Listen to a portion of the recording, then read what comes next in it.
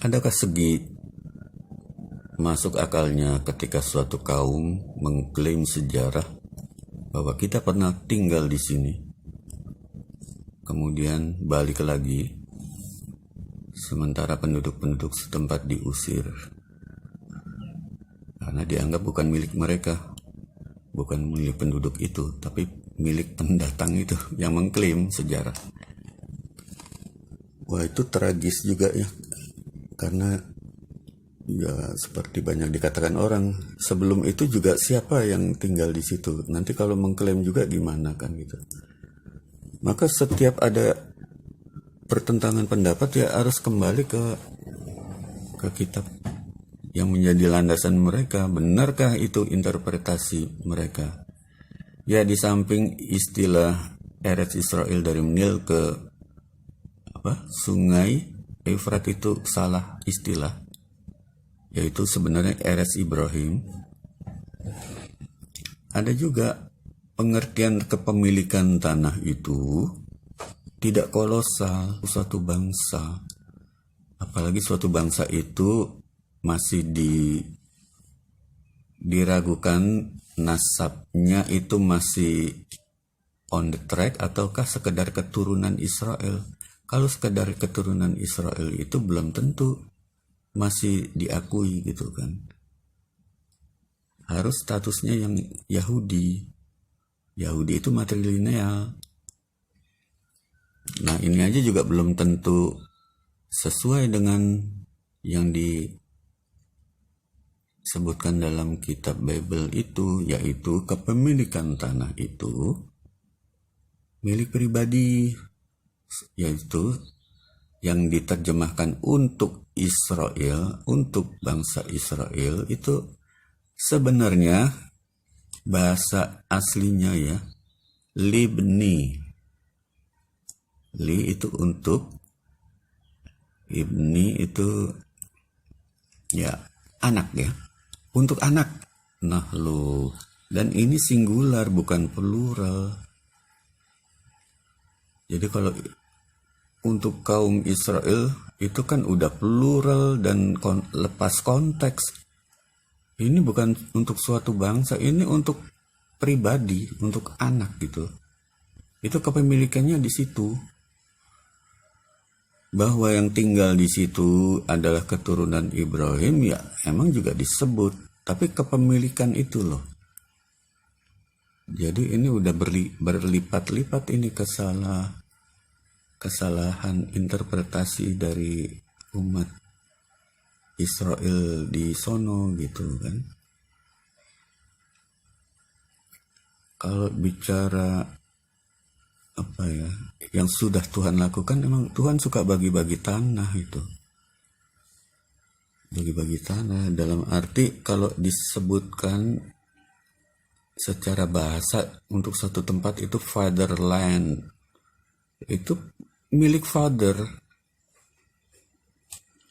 Father itu yang memiliki, bukan penduduk-penduduk situ. Ya contohnya kayak di Jogja itu. Jogja itu milik sultan. Terus penduduk-penduduk itu ya sekedar tinggal di situ, terus bayar dengan ringan gitu kan. Tapi status kepemilikan sultan itu. Jadi emang bahaya kalau kepemilikan bumi ini diberikan oleh Tuhan kepada orang per orang, nanti kacau. Karena tanah ini bisa kita perlakukan sembarangan dengan cara membeli doang, terus abis itu bisa digunakan secara salah, mengklaim secara salah, ribut. Kan yang paling bagus dikasih kepada satu orang kan.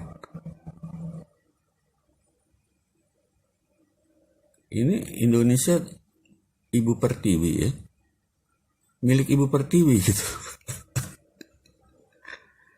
Motherland ya, milik mother.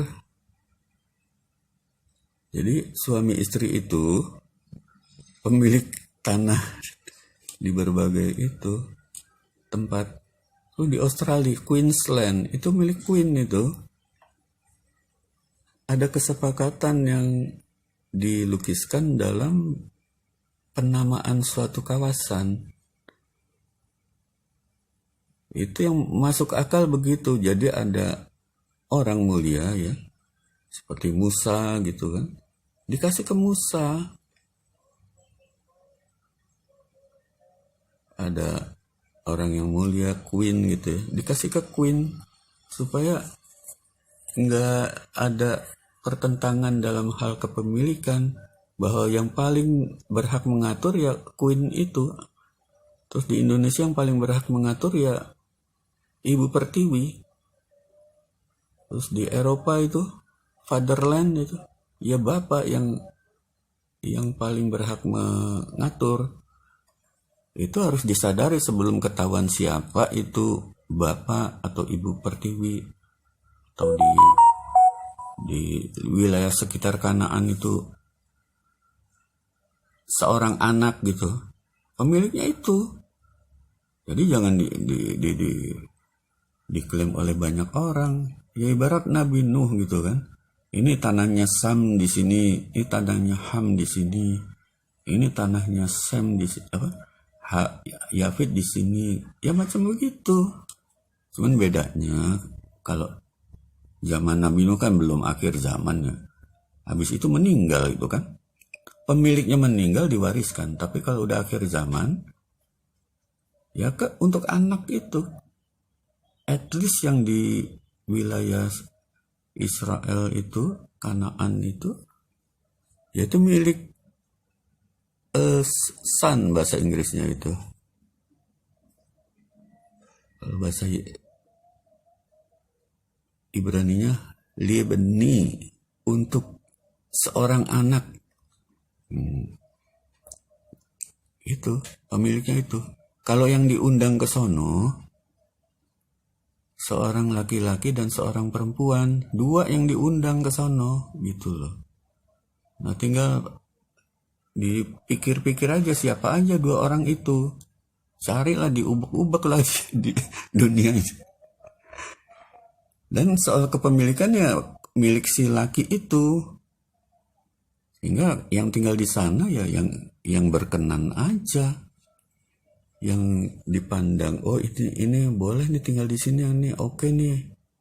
Tapi nggak setiap orang boleh masuk. Itu setuju. Dan pasti kalau orang Palestina itu ya diizinkan lah paling ya. Atau mirip Jogja gitu. Itu tanah milik Sultan, tapi boleh orang datang ke situ asal baik-baik gitu ya. Dan Sultan berhak itu mengusir yang rese-rese di Jogja, diusir itu berhak karena apa? Itu tanah Sultan. Begitupun juga di Israel itu milik seorang anak.